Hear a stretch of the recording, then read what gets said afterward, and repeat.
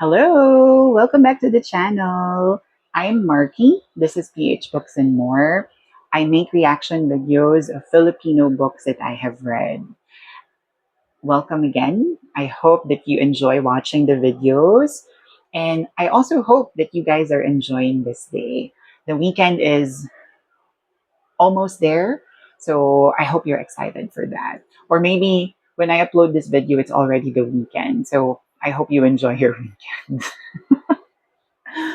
Initially, I planned on reading 7 volumes of the book series I'll be talking about today. However, reading the first volume, the one you see, proved to be a little bit difficult, not because it's a hard read, but because there's a lot of content in it. This book features essays of young adults and they talk about anything under the sun. Siguro na-overwhelm ako sa dami nung danas na nasa iisang libro. And they're all very different from each other. So today, I'm going to feature the first volume, and I'm hoping in the future I'll be able to read the 6 other volumes. Fingers crossed. Okay, let's start my reaction to The Best of Young Blood, volume number 1. The compilation was edited by George Aruta, Ceres Doyo, and Letty Jimenez Magsanok. It was released in 1998 under the collaboration of the Philippine Daily Inquirer and Anvil Publishing. These essays were gathered from the news column of the same name in the Philippine Daily Inquirer. These were featured in the broadsheet between 1994 and 1996, and it has 77 essays, all written in English, with a total of 265 pages. According to the introduction, they had to choose from more than 300 submissions. 138 essays were shortlisted, but it was further decreased to 77. The book is divided into 5 different parts and themes, which I will be talking about later while I share my thoughts. The cover was made by Joan de Leon. You will see different objects and elements that you would find very familiar in the mid 90s. So you have there a cassette tape, you have a friendship bracelet, a bus ticket, and so many other things. It's a very nostalgic cover. All right, now let's move on to the essays. As I mentioned earlier, there are 77 essays in the collection. Siyempre naman, hindi ko na ikukwento lahat. We don't have the liberty of time to do so. So instead, I will talk about 2 essays from each of the 5 parts, those that I find interesting. So let's start. The first part is X plus Y's. This one features discovering your identity and how it feels to be part of that generation. It's Generation X. Okay. The first essay that I really enjoyed was Batang X. Kung Batang 90s ka, or you're familiar with the decade, for sure alam mo ang Batang X. It's a sci-fi TV series featuring kids with superpowers. Think X-Men, but kids. This piece brought me back to a time when role-playing fictional characters is considered playing. Naalala ko noon may color ka sa Power Rangers, o kaya ikaw si Eugene ng Ghost Fighter. So Fushigi Yugi, tanda ko ako si Noriko. And, not surprising at all. Bumming is very simple. It talks about being a bum. Nakarelate ako dito dahil may face sa buhay ko na isa akong bum. Back in 2012, 2013, I didn't work for about 10 months. I was hunting for jobs, but I didn't know what I wanted to do. The life of a bum, according to the writer, is fun until you have no money left. Sa totoo lang, parang pera talaga yung motivation kaya ako bumalik sa workforce. And I'm sure it's the same motivation for many quote-unquote bums. All right, part two is babes plus babies. This one deals with dating and having kids. The first essay I'm going to talk about is single fathering. Here we have a single father sharing his experiences raising his son. Tumatak to sa akin kasi very unconventional siya in fiction. Most of the time, we read about single mothers. So it was nice to learn about the other way around. Also, this piece is very funny, a little bit sarcastic, but with a very caring mood to it. Okay, next, the heartaches of being healthy. In Filipino, healthy means malusog. And the term malusog is sometimes associated to being heavy, and it becomes an insult to being fat. This essay reminded me to always be sensitive to all types of people. We have different struggles, different experiences, etc. And those are things that should be respected. Ang pinaka nakakalungkot lang, 30 years after this essay was written, wala namang nagbago. Fat shaming is still there. Discrimination is still there. Nothing really changed, sadly. Okay, part three. We have destinations plus convenience. This part is all about the writer's journeys as well as their fate. The first one I'm going to talk about is jam sessions. Akala mo music. No, traffic.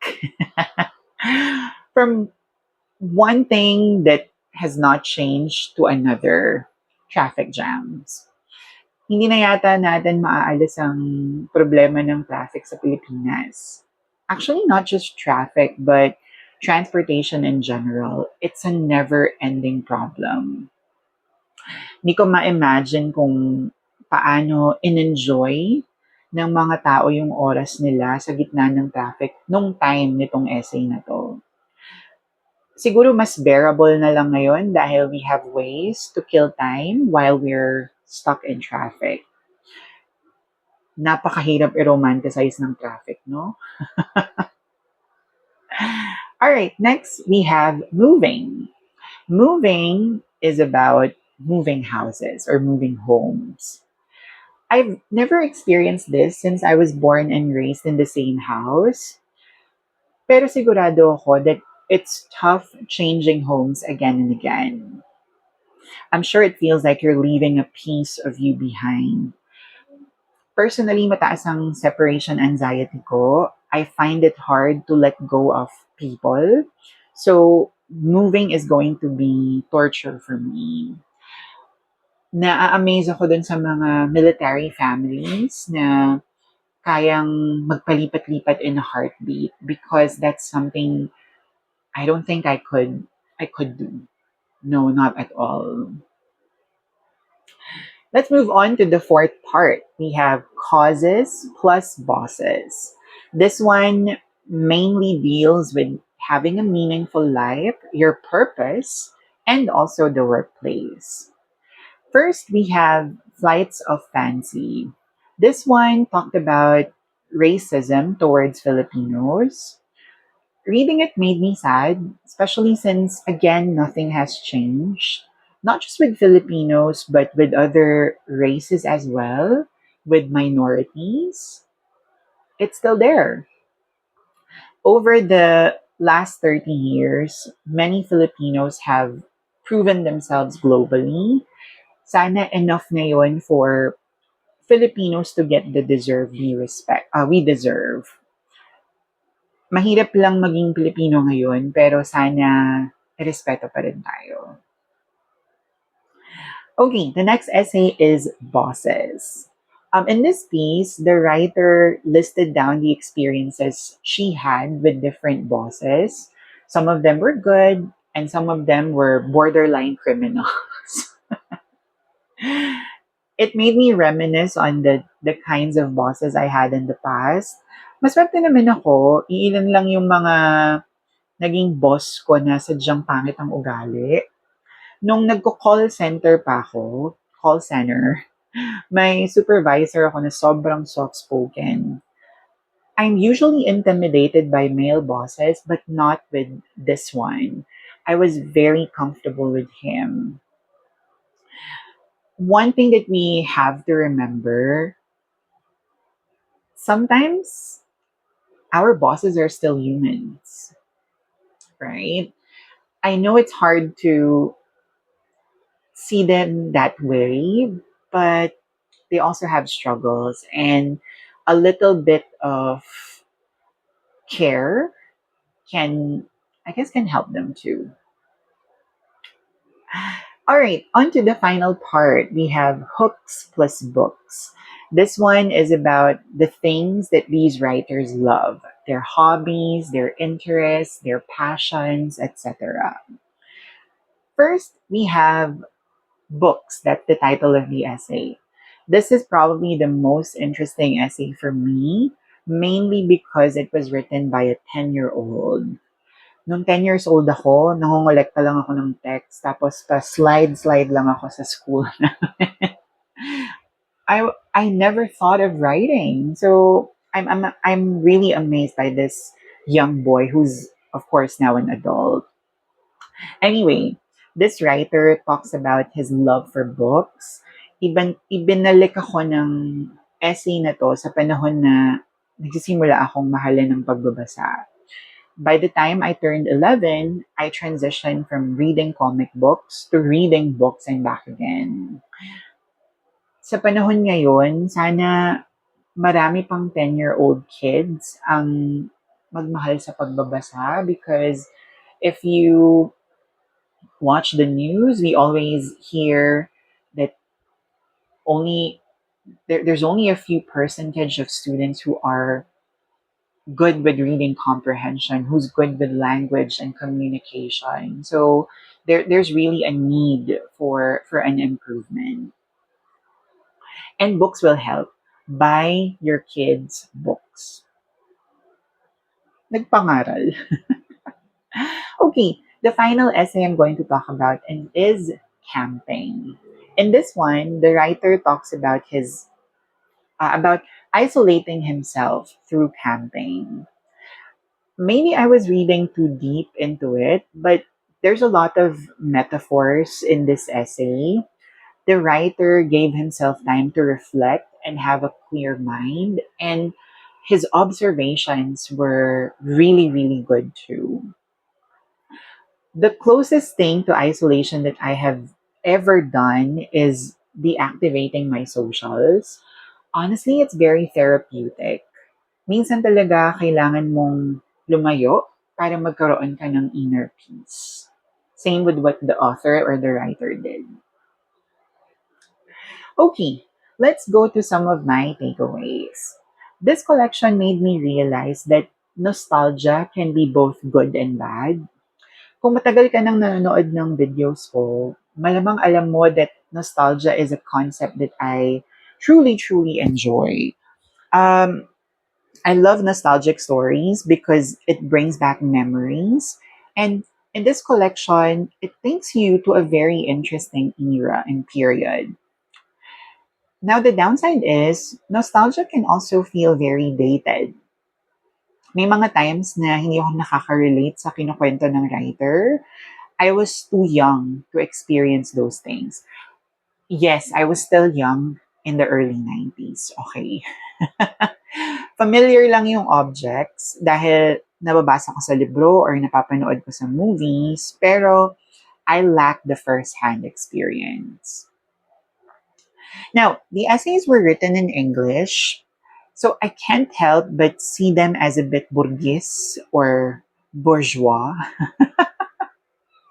Most of the writers, nag-aaral sila sa prominent schools o kaya nakapag-abroad na, may mga kotse, etc. And This is a me problem dahil siguro mas na-expose ako sa pagbabasa ng danas ng mga lower class or stories that centers the poor or center the poor. However, you'd also be reminded, regardless of your social standing, we still have the same issues and concerns. Mas madali lang sigurong solusyonan ang mga bagay if you belong in the upper or middle class. Finally, I was left wondering where these people or writers are now. Some of them were familiar names. For example, si Sir Budget Tan of Trece Comics. And then you also have, I forgot his name, but he's a prolific name when it comes to activism. Minsan nga sinesearch ko pa sa social media yung names ng mga writers. Stalker lang ang peg. Kidding aside, I hope these contributors are all having the best time of their lives 30 years after writing their essays. And there you go. That's my reaction to the first volume of the Youngblood series. There are 67 other essays that I wish I could also discuss, but again, we don't have the time to do so. This book, from what I know, is currently out of print, but if you have the chance to read it, please do so. You'd get to learn from the experiences of those who came before us. Okay, as always, any links related to the book will be listed down below. And that's about it from me. Please enjoy your day. Have a really, really fun weekend. This is Marky again from PH Books and More. See you in the next video. Have a great day. Bye.